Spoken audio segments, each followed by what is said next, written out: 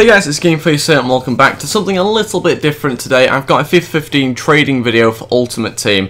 Now, I know most of you won't be Ultimate Team fans, but stick around anyway because there are quite a few decent tips that can be actually really helpful and really simple when you have very little coins. I've started on 2,500 coins, so it's kind of accessible to a lot of different people here. I've started with this method with David Silva. Now, it's basically, first of all, finding out what is his cheapest price. This is one that I use loads and it works really well. It's for people who do have very, very little coins. So first of all, find his cheapest value, and then what I'd like to sometimes do is keep on changing the prices and then basically trying to see when someone lists him for a really cheap price.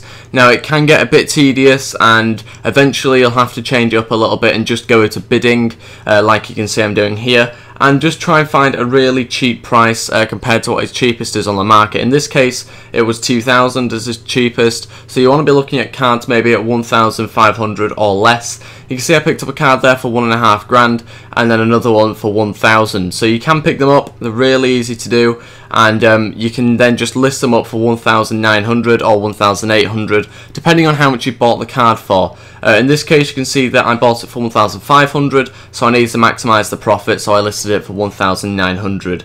This one though, the 1,000 card, I didn't actually list up straight away. That was purely because I don't want to list up two cards at the same time, otherwise they end up competing with each other and it takes a lot longer to sell. So list a card once at one time, make sure that sells, and then list up the other card. You can see here, I do actually go list the other card. I undercut myself slightly, which means that even though that does become the cheapest card, the other one will take slightly longer to list. The next little tip is, if you do have these rare contract cards, list them up for 300 bid and 5,000 buy now, and just see whether they sell. I mean, they probably won't all sell at once. You'll see how many of them do actually sell, but you'll see that they do eventually sell for 300 on bid. It's well worth doing. You should all really have rare contract cards in your club. If you don't, then you know that's unfortunate, but you can see this card here. This is something that annoys me slightly. When I did list up all my cards and spent all my money, I found a really cheap bargain, 800 coins for David Silva, but luckily I do get my revenge on that slightly later on, you'll see. But yeah, I missed out on that one, 800 coins, that would have been a nice bargain. You can see here though, these are the cards that sold. Only one contract didn't sell. That's absolutely fine. List it up again. Don't be afraid to list it up again, otherwise you might actually miss out on coins here if you go and discard it straight away. So if you've got contracts, list them up for 300 buy now, 300 bid and then 500 buy now or 5,000 buy now, whatever you want to do, and they will eventually sell. The David Silvas, you can also see, also sold as well. The Totti was already in my club, I just like to leave that there. And we move on to another trading method. It's again, you could either go back to your David Silva one, now you've got more money, as you can see here, this is the one I do. You can now go back to that and you can put the money you've just made, which I've effectively doubled my money or not too far off, and you can just go try and find a cheap one. Look at that, found one straight away. It really is that simple. Sometimes it takes a few minutes to find a cheap one like that, other times you find it instantly like I did there.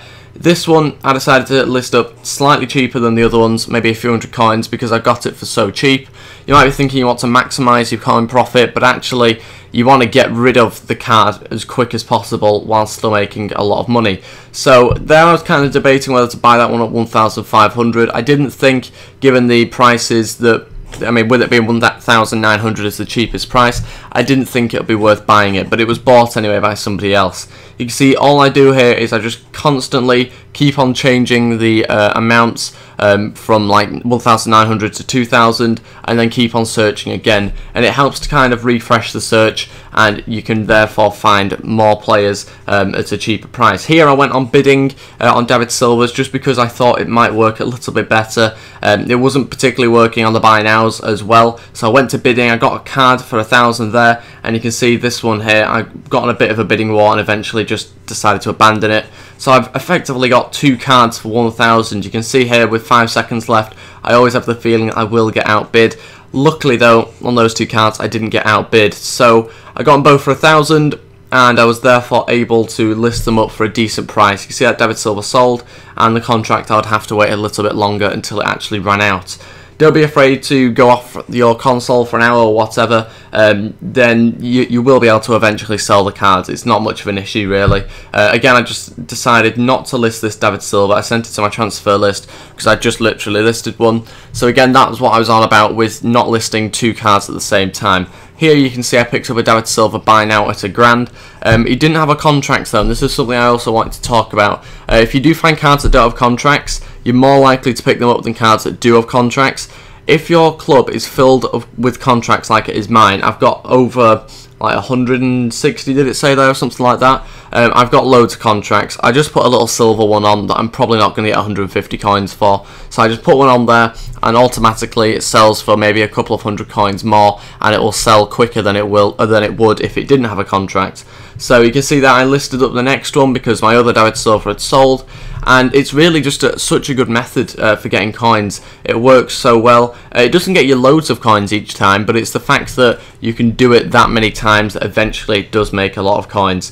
You can see the contract was about to sell for 250 coins on bid. That I'm fine about. You know, it wasn't 300, but it's still a decent amount of coins that you can now invest in more David Silvas.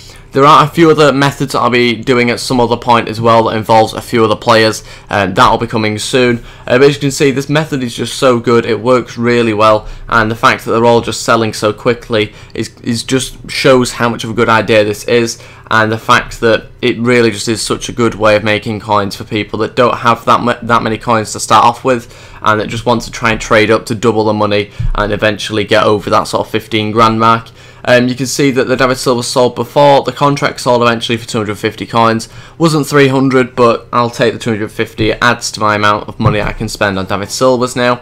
And eventually the David Silva did sell. So I went and bought some more, went and bid on some more. That's exactly what you should do. Try not to make the same mistake that I did at the start and go spend all your money at once. If you do have coins left over, it's quite good because you can then, if you do find any bargains on the market, you can then just bid on them and get them straight away instead of missing out on them. So I decided to get a few David Silvas there. You can see that I eventually did get those two David Silvas.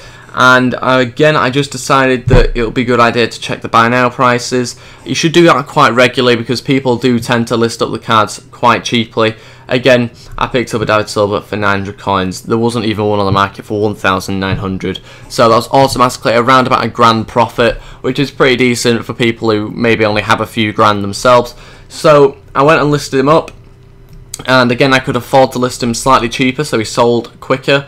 Sold him for 1,700 in the end, and again, it just happened so quickly. You can see that David Silva, I had to actually go on a bit of a bidding war with that. That's absolutely fine. Eventually, I decided not to go with it because that one was more important, and I didn't really want to be going in a bit of a bidding war and wasting time, because if you waste time, then it does cost you coins. So I decided to list this one up eventually as well because I've realised my other one just sold. I saw my coins go up. This was also something I wanted to talk about. I backed out here and I went and searched again, and I found one for 1,200. I risked buying that one even though it wasn't going to be loads of profit. I risked buying it because I didn't want there to be a sudden drop in price. I stored it later and waited until the price of David Silva went up to maybe around 2 grand, which it currently is around about now. So I decided to store that one in my club or in my transfer list for a bit later. You can see I listed up here and wait until the price is a little bit higher. It's 1,700 that I managed to sell it for, which I thought was about what I expected really when I bought it. It just helped my other cards I had listed as well, so by buying that it made sure that my card I'd listed was the cheapest on the market. Again though, I eventually sold them all and I made profit from them all. So thank you very much for watching, guys. That is the David Silva trading method. If you have enjoyed this, then please give a like and subscribe, and I'll see you guys next time. Goodbye.